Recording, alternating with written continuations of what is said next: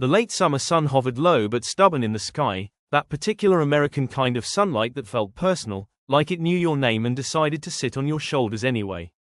Maplewood, Ohio, a town with 2 grocery stores, 1 high school everyone argued about at football games, and a main street that still believed in parallel parking, was simmering.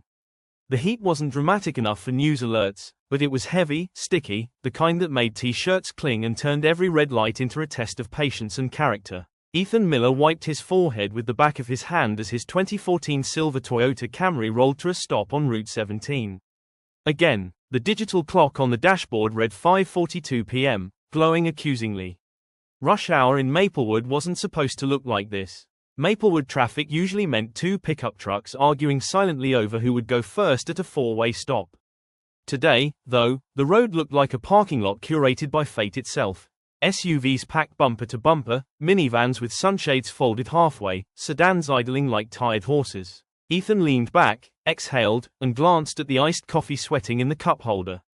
It had once been full. Now it looked like a symbolic puddle of melted optimism. Of course, he muttered. Of course today. Today was supposed to be easy. Ethan had clocked out at the regional insurance office 5 minutes early, a small rebellion, and planned to be home in time to grill chicken thighs, maybe even flip on the radio and catch the local baseball game.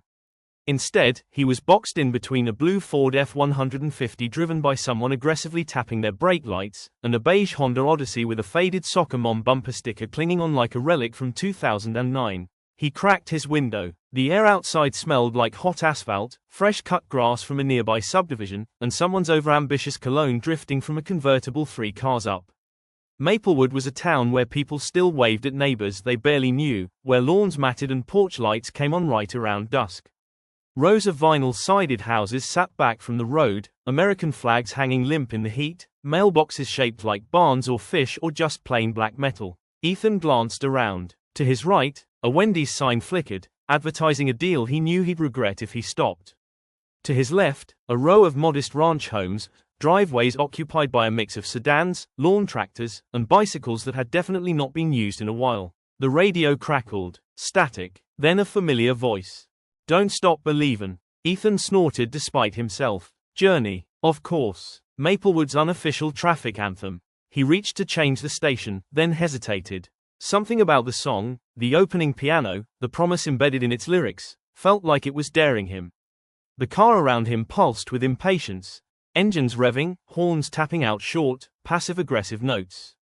Somewhere ahead, traffic cones were visible, bright orange symbols of a construction project nobody remembered voting for. Ethan sighed and let the song play. At first, he just hummed. Barely audible. A survival tactic. He drummed his fingers against the steering wheel, tapping out the beat as the Camry idled. His mind wandered to his day. Spreadsheets, polite emails with thinly veiled frustration, a meeting that could have been a memo. Nothing terrible, nothing exciting, just stalled. Like this traffic. The line of cars lurched forward 6 feet. Then stopped again. Ethan rolled his shoulders, loosened his jaw, and sang, the next line, quietly but sincerely. Hold on to that feelin'. A laugh escaped him. He hadn't meant to. He glanced around quickly, instinctively embarrassed, as if the other drivers could hear him through sealed windows and closed doors. The Ford truck driver ahead stared straight forward, jaw clenched. In the Odyssey behind him, he caught movement in the rearview mirror. A woman adjusting her sunglasses, 2 kids in the backseat wrestling over something brightly colored. Ethan turned the volume up 1 notch. Then another. The Camry became a small bubble of sound and memory. He remembered singing this song at his cousin's wedding, shouting the lyrics with strangers who felt like friends for exactly 3 minutes. He remembered his dad singing off-key while washing the car in the driveway, back when Ethan was small enough to think adults had everything figured out. The traffic didn't move. Ethan's foot lifted off the brake. He leaned forward, energized by something he couldn't quite name. Streetlights, people. He sang louder now, confidence sneaking in through the cracks. His voice wasn't good, not terrible, but not good, but it was honest. He added a little dramatic hand gesture, palm out, as if addressing an invisible crowd. And that's when the irony of Maplewood struck. Someone noticed. To his left, in a cherry-red Subaru Outback, sat Linda Parker, a retired middle school music teacher with a short silver bob and an eternal sense of rhythm. She'd cracked her window too, fanning herself with a folded grocery receipt. When Ethan belted out the next line, Linda's head snapped toward him. Her eyebrows rose. Then, slowly, a grin spread across her face. She mouthed the words back at him. Ethan froze for half a second, then laughed and nodded, lifting his coffee cup in a mock toast. Linda raised her receipt like a conductor's baton. The song hit the chorus. Don't Stop Believin', Linda sang. No, projected, through her open window, her voice strong and trained. The sound cut through the hum of engines like a clarinet in a marching band. A few heads turned, a few eyebrows lifted. In the Honda Odyssey behind Ethan, the woman, Jessica Morales, according to the license plate frame advertising her kids' travel baseball team, paused mid-argument with her children. Do you hear that? She asked. Her daughter Sophia, 12 and unimpressed by most things, looked up from her phone. It's singing. Her younger brother Mateo grinned. Turn it up. Jessica hesitated for exactly 1 second before cranking her radio to match Ethan's. She joined in on the chorus, slightly off-key but enthusiastic, her voice filling the minivan along with laughter. The traffic light stayed red. No one honked. 3 cars back, in a faded Jeep Wrangler with the top halfway removed, 17-year-old Tyler Bennett drummed along on his steering wheel, nodding his head. He rolled his window down and shouted, "Yo!" on the beat, throwing in an improvised harmony that was mostly yelling. Ethan glanced in the rearview mirror, eyes wide. Is this happening? He whispered to no one. The Camry crept forward another few feet. The Wendy's sign flickered again, as if applauding. By the time the second chorus hit, Maplewood's Route 17 had turned into something else entirely. Windows were down, shoulders were bouncing. A woman in a navy blazer and sensible heels, Karen Whitlow, on her way home from managing the town credit union, sang with one hand on the wheel, the other conducting an imaginary orchestra. A delivery driver named Marcus Reed leaned out of his van and clapped on the offbeat, laughing so hard he had to wipe tears from his eyes. Ethan felt something warm spread through his chest. The frustration that had been sitting there all day loosened, like a knot finally pulled apart. The traffic was still traffic. The heat was still heat.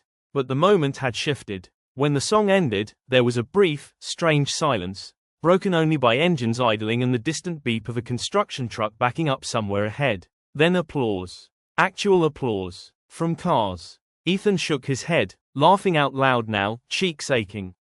He raised both hands for a second in exaggerated humility, then quickly put them back on the wheel when the light finally, mercifully, turned green. The line of cars surged forward, reluctant to let the moment go.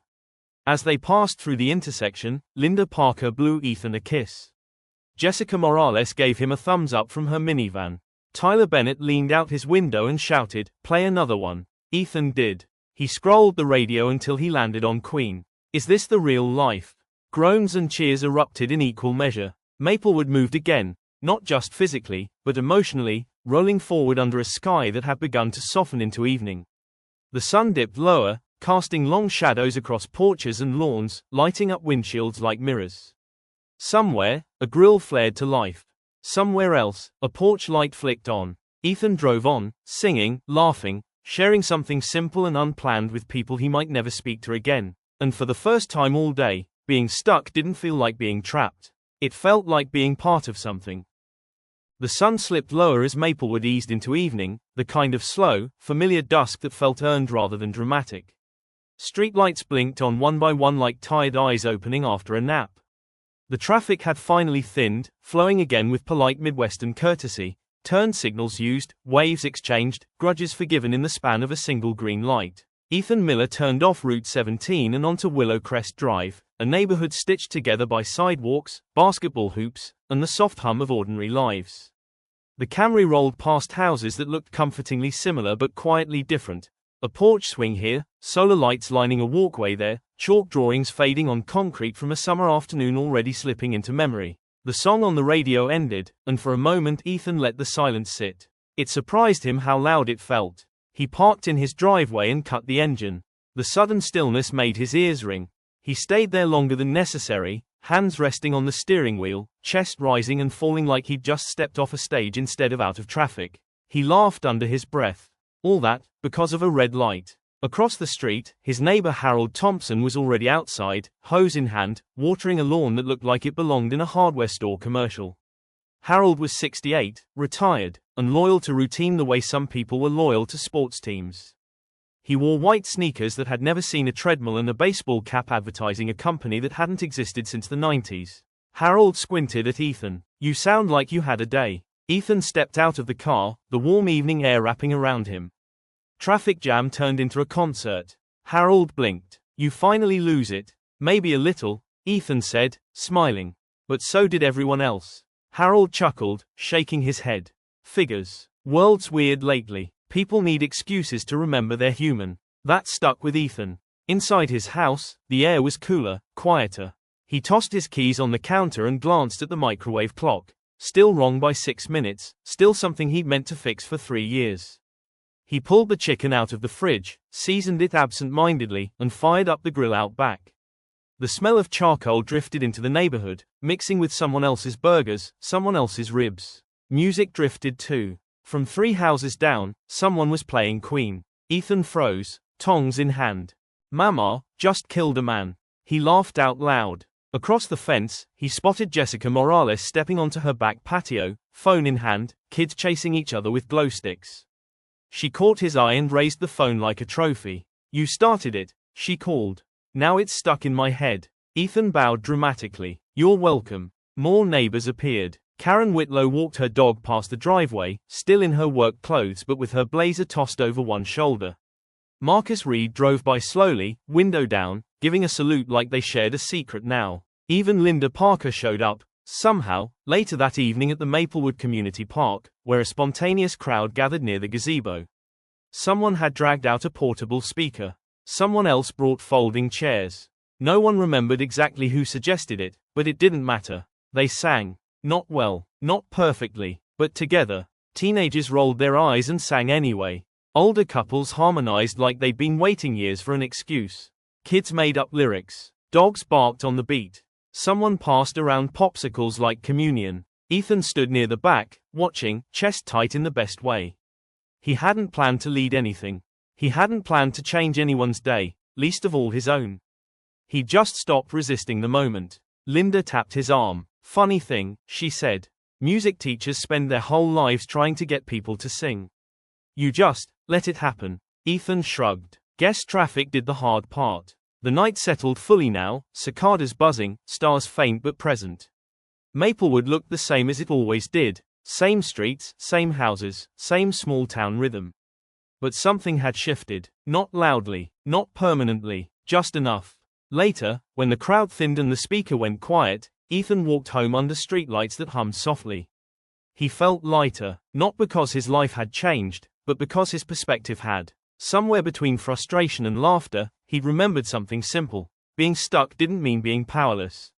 Silence wasn't the only option. Sometimes, the pause was the point. At his front door, he paused, listening to the distant echo of voices still laughing somewhere down the block. Tomorrow would come with emails and traffic and red lights again. But tonight, Maplewood sang. And Ethan Miller knew he would, too, next time life asked him to wait. Stuck in traffic. Right pointing arrow. Hilarious car karaoke follows Ethan Miller, an ordinary man in a small American town whose frustrating commute unexpectedly turns into a joyful, shared moment of music and humanity. What begins as annoyance becomes connection, reminding a whole community, and the reader, that sometimes life's pauses are invitations, not obstacles. Like and subscribe if you want daily dose of happiness and motivation.